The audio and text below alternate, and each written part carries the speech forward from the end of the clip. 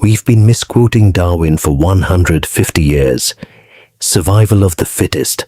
The phrase is everywhere. In business books, in political rhetoric, in the way we justify ruthlessness and celebrate aggression. The strong survive, the weak get eliminated. That's nature. That's reality. That's just how it works. There's one problem. Darwin didn't mean that. The phrase wasn't even Darwin's. It was Herbert Spencer's, a Victorian philosopher who borrowed the concept and stripped it of its actual meaning. What Darwin observed, and what 150 years of evolutionary biology has confirmed in increasingly precise detail, is something far more interesting and far more counterintuitive. It's not the strongest that survive, it's the most adaptable. Darwin's core insight wasn't about physical dominance, it was about fit, the degree to which an organism's traits match the demands of its current environment. An animal can be enormous, aggressive, and physically overwhelming, and go extinct anyway, if the environment changes in ways that make those traits a liability rather than an asset. The dinosaurs weren't out-muscled, they were out-adapted. The Neanderthals, by most physical measures, were stronger than Homo sapiens, larger bones, greater upper body strength, adapted to cold in ways we weren't. They lost anyway. Current research suggests it wasn't because we killed them in direct conflict. It was because we were better at changing, at forming larger social networks, at innovating tools, at communicating and coordinating and responding to new conditions faster than they could. We didn't overpower them, we outflexed them. Look at the species that have survived the longest on Earth. They're not the apex predators, the largest, the most aggressive. They're the ones that learned to exist in a relationship with change rather than in opposition to it. Crocodiles have survived for 200 million years. Through mass extinctions, climate shifts, the complete transformation of the ecosystems around them. They're not the fastest or the most powerful animals in their environment. They're extraordinarily patient, metabolically efficient, and capable of going months without food. They survive by managing their relationship with scarcity rather than demanding abundance. Cockroaches, the universal symbol of indestructibility, are not powerful. They are adaptable to an almost absurd degree. They can survive radiation levels that would kill most organisms. They can eat almost anything. They can compress their bodies to fit through gaps a fraction of their height. Their survival strategy has nothing to do with dominance. It has everything to do with flexibility. Meanwhile, the most aggressive predators, the apex hunters at the top of their food chains, are, almost without exception, the most vulnerable to extinction. Large body size, dietary specialization, territorial aggression. All of these traits are assets in a stable environment and liabilities in a changing one. The aggressive and the powerful are often the most brittle. The same pattern holds when you move from biology to history. The Roman Empire at its peak was the most powerful military force the Western world had ever produced. It was aggressive, organized, and technologically dominant. It collapsed anyway, not in one dramatic defeat, but through a long, grinding inability to adapt to changing economic conditions, political structures, population movements, and the gradual transformation of the world around it. The Byzantine Empire, Rome's eastern heir, survived for another 1,000 years after the Western Empire fell. It did so not through consistent military dominance. It was frequently outgunned, outmanned, and out-resourced by its enemies, but through extraordinary diplomatic flexibility, the willingness to reinvent its administrative and economic systems repeatedly, and a capacity to absorb defeats and reconstitute itself that its more rigidly powerful rivals lacked.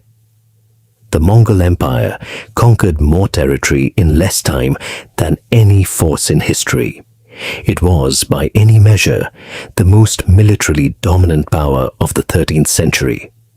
Within 2 generations, its successors had largely assimilated into the cultures they'd conquered, adopting Islam, Buddhism, Chinese administrative traditions, Persian literary culture. The ones who survived as ruling dynasties were the ones who stopped being Mongols in any meaningful cultural sense and became something new. They adapted or they disappeared. Kodak invented the digital camera.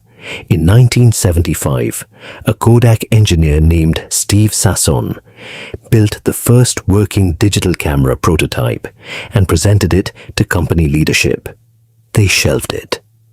Not because they didn't understand it, but because they understood it too well, threatened their core business. They were the most powerful company in their industry, and they used that power to protect their existing position rather than adapt to what was coming. Nokia dominated global mobile phones at the turn of the millennium, with a market share that seemed impregnable. Their hardware was excellent, their brand was trusted, their manufacturing was efficient. They had every resource advantage in the industry. They could not adapt fast enough to what the smartphone represented. Not just a better phone, but a different category of device entirely. Their strength in one paradigm became a liability when the paradigm shifted.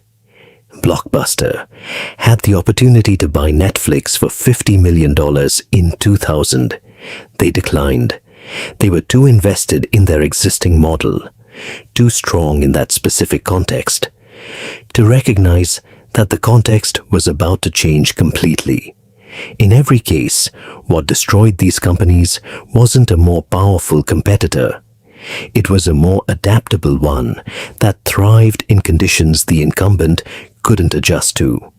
Adaptability is often misunderstood as passivity, going with the flow, lacking conviction, bending to every wind. This is exactly wrong.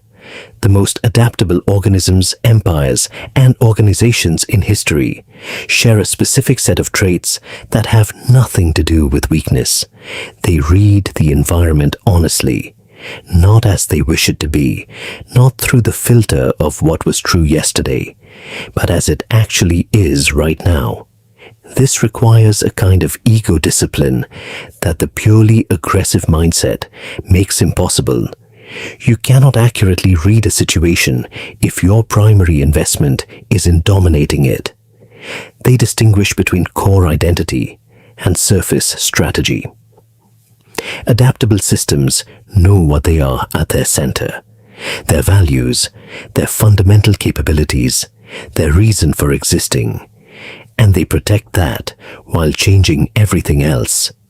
The Byzantine Empire changed its military tactics, its economic policies, its administrative language, its territorial scope, but maintained a core identity as the continuation of Roman civilization and Christian orthodoxy that gave it coherence through centuries of transformation. They treat failure as information. The aggressive, dominance-oriented mindset experiences defeat as an existential threat, something to be denied, explained away, or avenged. The adaptive mindset experiences defeat as data. What did this reveal about the environment? What needs to change? They invest in relationships rather than just in position. Pure strength is zero-sum. If I'm stronger than you, you must be weaker. Adaptability is often positive-sum. The organism that can build relationships with other organisms, that can cooperate across difference, that can make itself useful to a variety of environments rather than perfectly suited to one, that organism has redundancy built into its survival strategy. This isn't just about species and empires and corporations.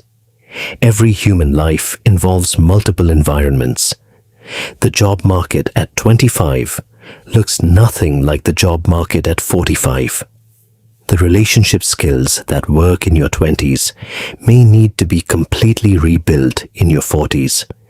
The identity that served you in one context, the athlete, the rebel, the high achiever, the caretaker, may become a cage rather than a foundation if you hold on to it too tightly when the context changes. The people who navigate life's transitions best are rarely the ones who were strongest in any single phase.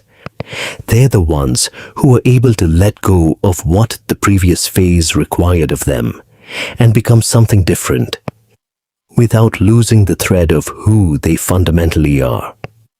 This requires a particular kind of courage that doesn't get celebrated the way aggressive courage does. It's the courage to say, what worked before isn't working now, and I need to change. It's harder than fighting. It involves a kind of ego death that dominating opponents never does. You have to be willing to be a beginner again, to not know things, to be vulnerable in the specific way that transformation requires. But it's also the only strategy that works across the full length of a human life, because the environment will change. It always does. The question is never whether change is coming, it's whether you'll be able to meet it. The survival of the fittest myth is seductive because it tells a simple story. Be strong, be aggressive, dominate, win. It's a story with a clear protagonist and a clear method. It feels like control. The adaptive reality is more complex and, in some ways, more demanding. It asks you to hold two things simultaneously, a stable core and a flexible surface. Conviction about who you are and openness about what that might require you to become. The confidence to act and the humility to learn. Darwin's actual insight wasn't a celebration of power. It was an observation about relationship, the relationship between an organism and its environment, and what happens when that relationship is maintained with honesty and flexibility rather than rigidity and force. The strongest grip isn't always the one that holds on.